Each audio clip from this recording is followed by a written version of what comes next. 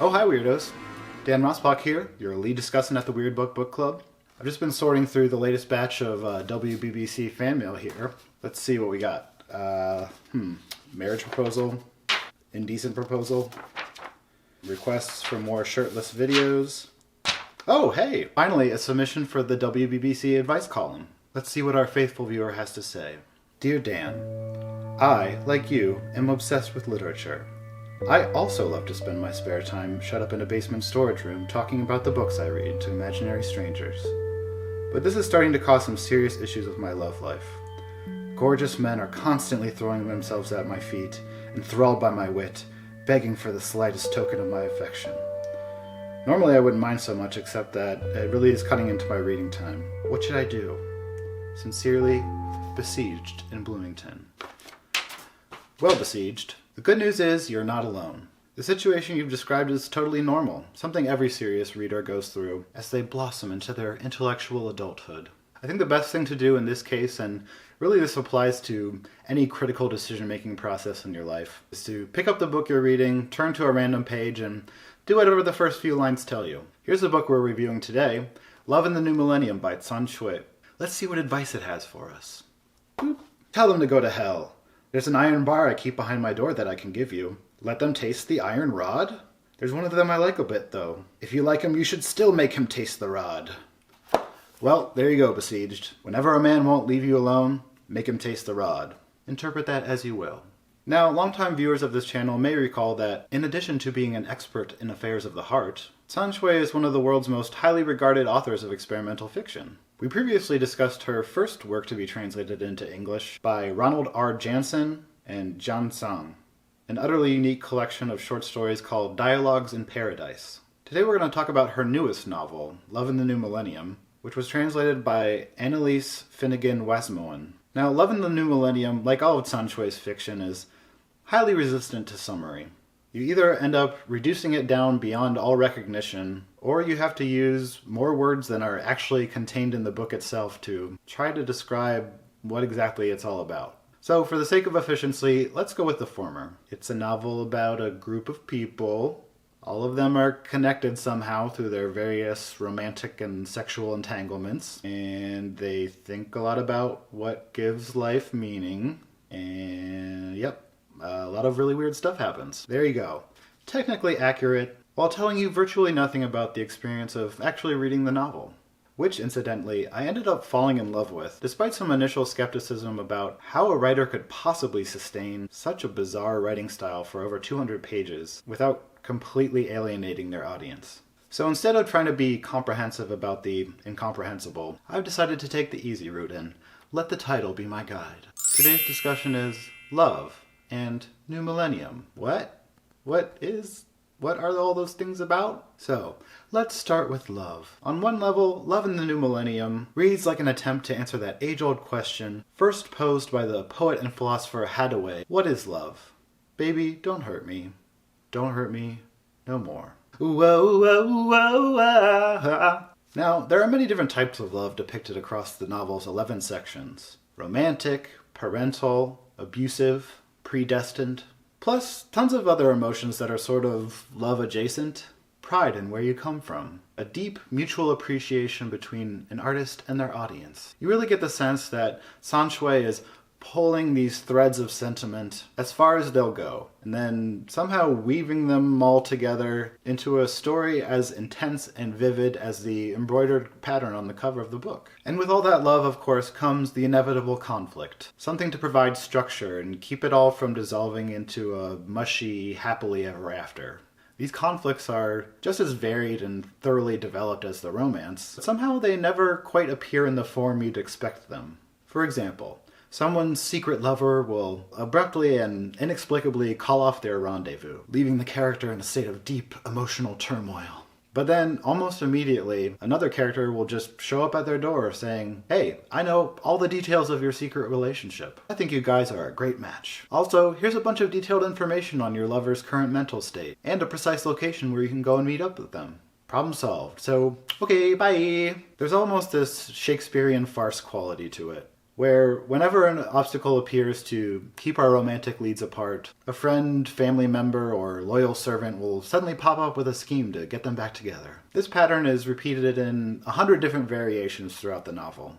All of these romantic situations we've been trained to see as fraught with drama and danger are revealed to be no big deal. Everything just glides along with this soothing, dreamlike logic. I even started to suspect that maybe Can Xue has this secret, almost kinky affinity for honesty and acceptance. Like, just when things seem poised to explode, this calming wave of compassion pulls you back. It's like emotional edging, a pornography of ever-deepening intimacy rather than erotic release. Which is not to suggest that sexuality is somehow inessential to the narrative. In fact, it serves as a catalyst for the formation of key relationships. Nearly every character considers it an important ingredient for a happy life. And it's even deployed as a means of escaping the body and soul-destroying drudgery of capitalism, as a number of characters discover when they leave an environmentally hazardous textile mill to become prostitutes at a local hot spring resort. At the same time, sexuality can never be said to be the point of love. For all its undeniable presence within the novel, sexual acts are never really depicted on screen. Even physical descriptions of the characters are used very sparingly, giving them an almost incorporeal quality. Much more often, what attracts one character to another is something far more abstract, like an inexplicable nostalgia for that character's hometown, or the way that they handle themselves in a stressful situation. What does come through very clearly, however, are the characters' inner tensions, their paralyzing senses of self-doubt, their overwhelming confusion as the basic building blocks of their reality are overturned and transformed again and again. It turns out, just being a human in the world is fundamentally terrifying when you think about it. Who knew? And this deep-seated indecision comes out quite frequently as characters walk up to one another, delivering this passionate thesis statement about the purpose of their life, and then following it up with a tentative, "What do you think?" And against the backdrop of all this interior turmoil, it becomes increasingly clear that even in a world where no one really cares about who's sleeping with who, the stakes of love are still extremely high. Love in this novel is almost a heroic act of seeking and reaching out, a lifelong quest to find something. A purpose, deeper self-understanding, communion with the universe. Perhaps it's all that and more.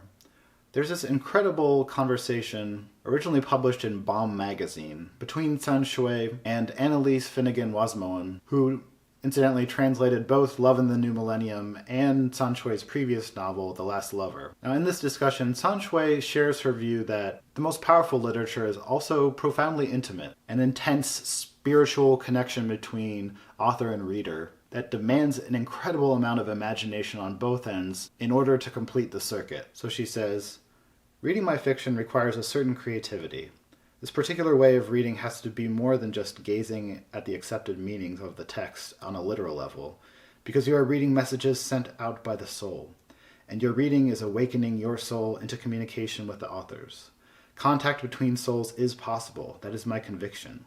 My writing always penetrates into deeper and deeper layers. These works are the product of solitary exploration, and at the same time they are also the product of communication. These two opposing activities are unfolding at the same time, because we as human beings are the highest order of spiritual beings on the planet, and communication allows us an unparalleled expansive vision. In the darkest places, in times of danger, when it is difficult to make any progress, Mother Nature's distant call reaches our ears, permeating our bodies and minds. In comparison to the short stories I wrote in the past, these strange tales may be even purer. They may possess an even more universal meaning and approach, even nearer to the core. They take place in a region that borders on death, revealing a resolve to stake everything on this one attempt without turning back. What my stories suggest is that people can live inside of art." Now, reading this statement, I felt justified in a claim I made in my previous review of Can Xue's short story collection, Dialogues in Paradise. There I said, I felt like the text almost expected something of you, the reader, like it was waiting for you to play with it. But now I think it goes even deeper than that. Can Xue's books are a sign that she loves us all and wants us to be happy. What else could possibly justify all the effort and risk that she brings to her writing? Next up, New Millennium. Now, for a novel set in the New Millennium, Can Xue's plot has a decidedly unmodern feel to it. The most glaring omission, at least from my millennial perspective, is communication technology. The internet is never mentioned. TVs are basically absent except for one scene where a woman goes to meet the pig farming mother of her romantic rival, and she's just casually watching lesbian porn throughout the interaction. Even plain old cell phones hardly seem to have a place in the story. Now this actually makes a kind of sense within the dreamlike logic, where so many characters seem to possess an almost telepathic sense of intuition when it comes to their loved ones' thoughts and activities. The newness, then, of this particular era seems to have more to do with its positioning within the grand narrative we call history. New here implying that it's a period following some major turning point in human events. The past and what's been lost in the transition between then and now is a major point of obsession for most of the characters in the novel. As one of our most prolific lovers in the story, Weibo, observes, recently Weibo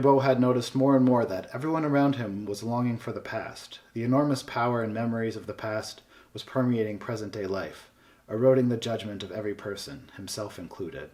The past, then, is kind of a big sham, we discover, and one that can be used quite reliably to lead people down a fairly questionable path. An antiques dealer in the story, named Mr. Yo, for example, is led late at night to a rather sketchy part of town on a mission to recover a suit of golden armor that's supposedly hidden within the ancient city walls. Instead, he ends up abandoned, encrusted with bird droppings, which, as he tries to convince himself in the golden light of a new day, may be the armor he was seeking all along. Suffice it to say, in the pursuit of history, results are mixed.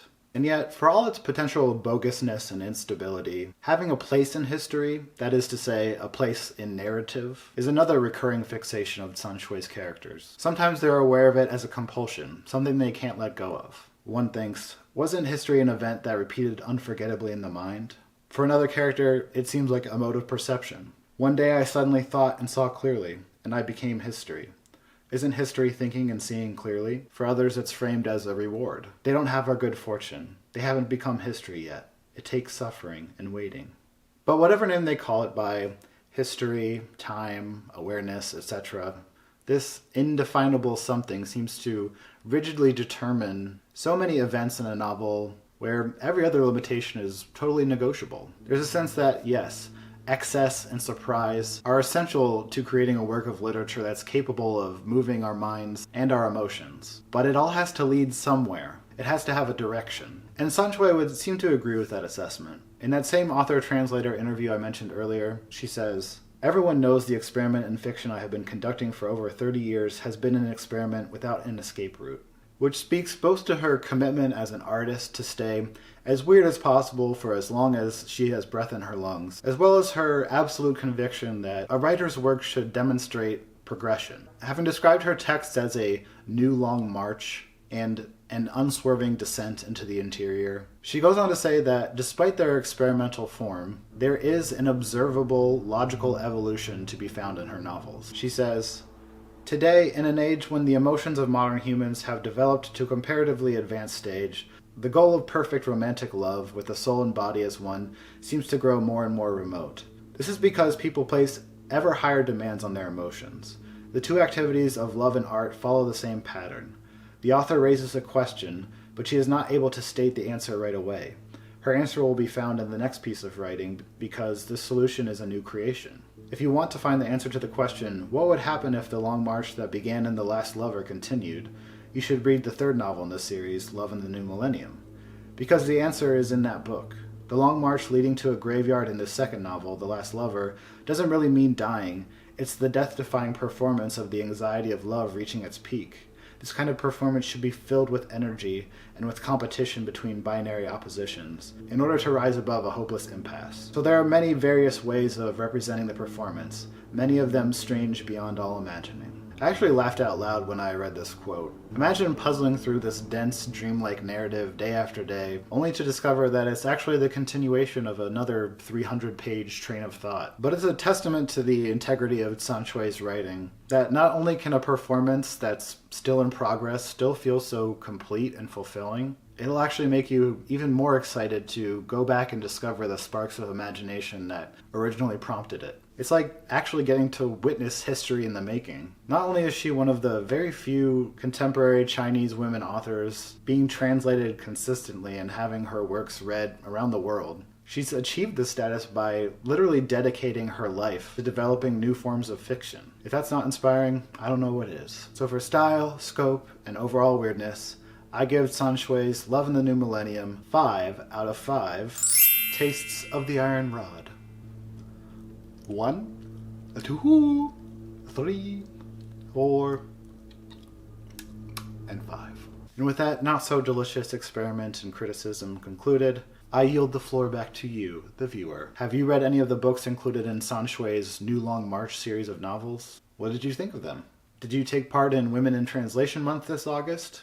If so, what were some of your favorite new discoveries? As always, I'm excited to hear your thoughts in the comment section down below. Please feel free to connect with me on social media. Like, share, and subscribe. And until next time, happy reading, weirdos.